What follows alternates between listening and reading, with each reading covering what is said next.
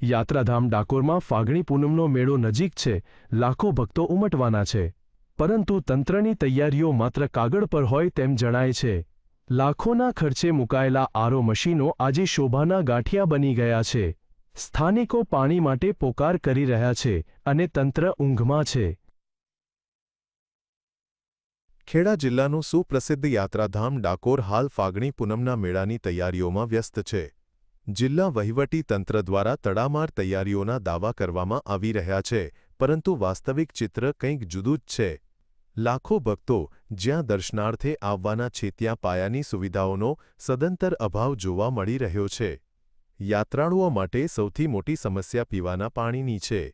2 વર્ષ પહેલાં 27 લાખ રૂપિયાના ખર્ચે મુખ્ય દરવાજા ગોમતી ઘાટ, જૂની નગરપાલિકા અને બોડાણા બાવલા જેવા મુખ્ય વિસ્તારોમાં 5 જલધારા આરો વોટર મશીનો મુકાયા હતા. ભક્તોને મફત પાણી મળે તેવો ઉદ્દેશ્ય હતો, પરંતુ આ મશીનો શરૂ થયાના 10 જ દિવસમાં બંધ થઈ ગયા હતા, જે આજે બંધ હાલતમાં છે.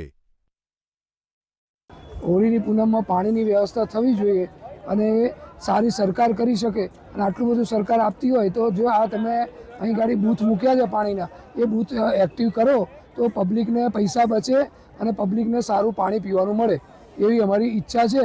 તો તમે કંઈક આગળ પગલાં લો એ અમારી શુભેચ્છા છે. બીજી તરફ નાની ભાગોળ વિસ્તારની મહિલાઓ છેલ્લા 4 મહિનાથી પાણી માટે પોકાર કરી રહી છે.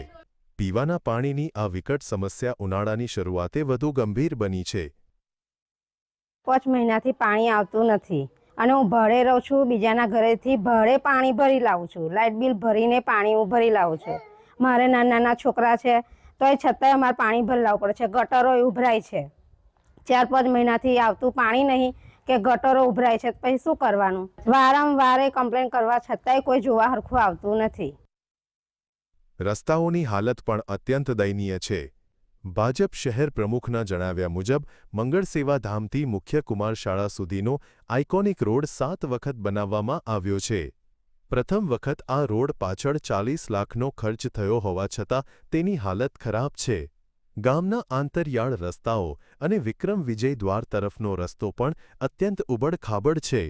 શ્રદ્ધાળુઓ અને સ્થાનિક નાગરિકો આ ખાડાઓથી પરેશાન છે. શહેર પ્રમુખે આ બાબતે કલેક્ટર અને મુખ્યમંત્રીને પત્ર લખી રજૂઆત કરી છે. આ રોડ બાબતે હું એટલું જ કહીશ, મેં ચીફ ઓફિસરને પણ કહ્યું છે, કલેક્ટરને પણ લેખિત રજૂઆત કરેલી છે કે જે કોઈ બી એજન્સી આ રોડ ઉપર કામ કરેલું છે એની જોડે જ આ રોડ રિસર્ફેસિંગ કરાવવામાં આવે, સરકારશ્રીના નાણાંનો દુરુપયોગ કરવામાં ના આવે. કેટલા સમયથી આ રોડ આ રીતે ઉજ્જડ થઈ ગયો છે? આ રોડની સ્થિતિ છેલ્લા 1 વર્ષથી છે. ડાકોરમાં ફાગણી પૂનમ જેવા મોટા ઉત્સવ સમયે જ્યારે લાખોની જનમેદની એકઠી થવાની હોય ત્યારે પ્રાથમિક સુવિધાના નામે મીંડું હોવું એ વહીવટી તંત્રની નિષ્ફળતા છતી કરે છે. ભક્તો અને સ્થાનિકોની મુશ્કેલીઓનો ઉકેલ લાવવામાં સંબંધિત તંત્ર સદંતર નિષ્ફળ સાબિત થયું હોય તેમ લાગી રહ્યું છે. શું મેળા પહેલા આ પ્રશ્નો ઉકેલાશે? શીતલ ભટ્ટ, GSTV ડાકોર.